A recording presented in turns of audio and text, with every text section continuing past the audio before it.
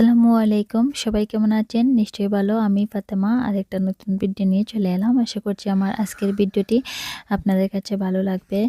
তো এই তো আমি সকালে আমার ছেলেকে স্কুলে দিয়ে আসার পর তুকমা ভিজিয়ে রেখে গিয়েছিলাম। তো এটা আমি খেয়ে নেব। তো আজকে একটু বাঙালি শপিং করতে যাওয়া লাগবে। তো এর জন্য তাড়াতাড়ি করে ব্রেকফাস্টটা করে নিয়েছি। এটা আর রেকর্ড করিনি।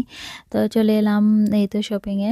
তো আজকে মিট, তারপর চিকেন, মাছ, একটু সবজি এগুলা কিনতে আম চলে এসেছি বাঙালি শপে। তো আমাদের কা ঘর থেকে প্রায় আধা ঘন্টা দূর হবে গাড়ি দিয়ে এলে। তো এই শপেই চলে গিয়েছি। আর হোয়াইটচ্যাপেলে আর যাওয়া হয়নি। ওই হোয়াইটচ্যাপেলে গেলে গাড়ির পার্কিং এগুলা নিয়ে একটু প্রবলেম হয়ে যায় এর জন্য। তো ঘরে চলে এসেছি আর এসেই আমি রান্নাবান্না করতে লেগে গেলাম। তো স্কুলে ওরা আছে এখন। তা স্কুলে থাকতে থাকতে চাচ্ছি যে রান্নাটা যদি সেরে নিতে পারি তাহলেই ভালো। তো এই তো আমি চিকেনটা বসিয়ে দিলাম। ওদের জন্য একটু চিকেন রোস্টের মতো করে রান্না করে নিচ্ছি। আর শিম এনেছিলাম। তো এটা আমি রান্না করব মাছ দিয়ে। তো এখানে আমি পেঁয়াজ আজকে ব্লেন্ড করে এখানে দিয়ে দিলাম রসুন। এখন মশলাগুলোও দিয়ে দিয়েছি। একটু কষিয়ে নেব। তো আপনারা যদি আমার ভিডিওটা এই পর্যন্ত দেখে থাকেন তাহলে একটা লাইক দিয়ে দিবেন আর সাবস্ক্রাইব করে সাথে থাকবেন। আর যদি ফেসবুকে দেখে থাকেন তাহলে একটা ফলো দিয়ে দিবেন। তো সিমগুলোকে আমি ভালো করে বানিয়ে ওয়াশ করে নিয়েছি। তো এখন দিয়ে দিলাম মশলার মধ্যে আর একটু শুটকির পানিও দিলাম। তো শুটকির পানি দিলে আরও একটু ভালো লাগবে। তো এর জন্য তো হয়তো আমার সিম থেকে পানিটা বের হয়ে গিয়েছে। তো এখন মাছগুলোও দিয়ে দেবো, কষানো হয়ে গিয়েছে।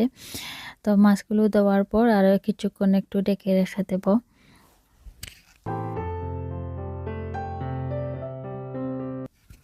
তো শুটকি কার কার বেশি পছন্দ? বাংলাদেশে থাকতে তো শুটকির গন্ধই নিতে পারতাম না। আর এখন এই দেশে শুটকি দিয়ে যেকোনো একটা কারি হলে মনে হয় যেন আর মিট, মাংস, তারপর চিকেন এগুলো কিছুই লাগে না।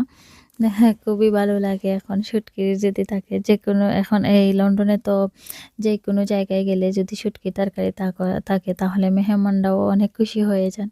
তাই তো আমার শিমটাও রান্না হয়ে যাচ্ছে। বসিয়ে দিয়েছি ঝোল দিয়ে। আর এখন একটু পোলাও রান্না করে নিচ্ছি আমার ছেলেদের জন্য। তো রোস্টের মতো করে তো চিকেন রান্না করছি, ভাবলাম একটু পোলাও করে নিই তাহলে ওরা খেতে পছন্দ করবে। তো একটু আমি এখানে পিসও দিয়েছি একটু। দেওয়ার পরে তো নেড়েচেড়ে চালটাকে একটু ভেজে নিয়েছি। আর এখন কেটলে গরম পানি দিয়ে দিলাম। আর একটু কেওড়া ওয়াটারও দিয়েছি। তো পোলাওয়ের মধ্যে সামান্য একটু কেওড়া ওয়াটার দিলে পোলাওয়ের স্মেলটা কিন্তু অন্যরকম হয়, খুবই ভালো লাগে। তাই তো আমার চালটা বসিয়ে দিলাম। স্লো গ্যাসে পোলাওটা হয়ে যাবে। আর এখন যে থালা বাসন বের হয়েছে ওইগুলো একটু ওয়াশ করে নিচ্ছি এখন। তো এর মাঝেও আমি স্কুল থেকে ওরা চলে এসেছে, আমার বড় ২ ছেলে আর ওদের বাবা ছোটজনকে নিয়ে এসেছিলেন। তো এর জন্য আজকে আর আমার যাওয়ার কোনো প্রয়োজন হয়নি। খুবই ভালো হয়েছিল আজকে যখন উনি করেছিলেন আর ছোট ছেলেকে নিয়ে এসেছিলেন। আমার কাজটা অনেকটাই হালকা হয়ে গিয়েছিল। রান্নাবান্না করে আবার স্কুলে গেলে কিন্তু অনেক কষ্ট হয়ে যায়। তো এই তো আমার কথা বলতে বলতে রান্নাগুলোও শেষ হয়ে গিয়েছে। আর বেশি কিছু রান্না করিনি। এখানে শিম মাছ দিয়ে আর একটু শুটকির পানি দিয়েছিলাম। আর চিকেন রান্না করেছি আর একটু পোলাও। আমার জন্য সাদা ভাতও রান্না করে নিয়েছিলাম। তো এখন অনেক রোদ উঠেছিল তাই ছেলেরা এখন ওদের ছোট ছেলের বাইক আমার ২ নম্বর ছেলে ক্লিন করে দিচ্ছে। তারপর বললাম যে গাছেও একটু পানি দিয়ে দিতে। হোজ পাইপ যখন লাগিয়েছি তো ভাবলাম একটু গাছেও পানি দিয়ে দিই। অনেক রোদ উঠেছিল, গাছগুলো কিরকম হয়ে যাচ্ছিল। তো এই তো গাছে পানি দিচ্ছি এখন।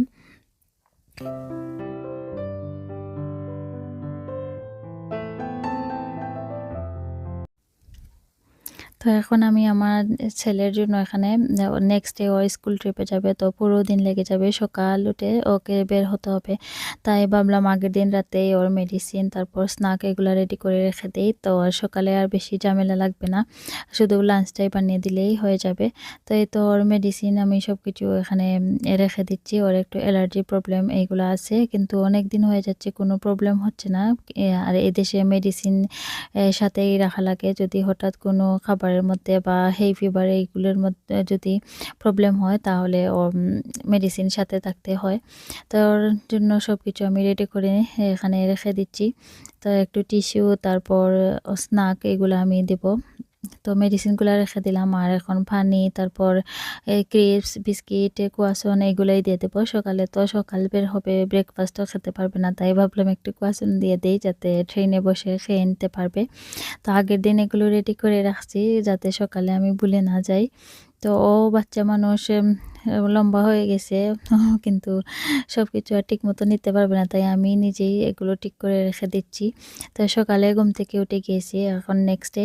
তো ওকে একটু বার্গার বানিয়ে দিচ্ছি, যাতে ট্রিপের মধ্যে যাবে, তো ও যেগুলো পছন্দ করে এইগুলোই দিচ্ছি। তো এখানে একটা ডাল পুরি, তারপর কিছু ফ্রুটও দিয়ে দিচ্ছি।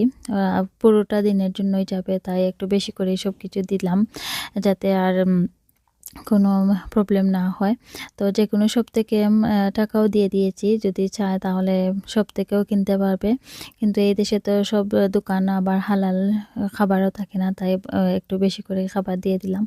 তো এই তো আমার পাক লাঞ্চে দেওয়া হয়ে গিয়েছে। একটু কিউকাম্বার, একটা ব্রেডও দিয়েছি এর সাথে পিনাট বাটার লাগিয়ে। যদি খিদা পায় তাহলে আসার সময় খেতে পারবে।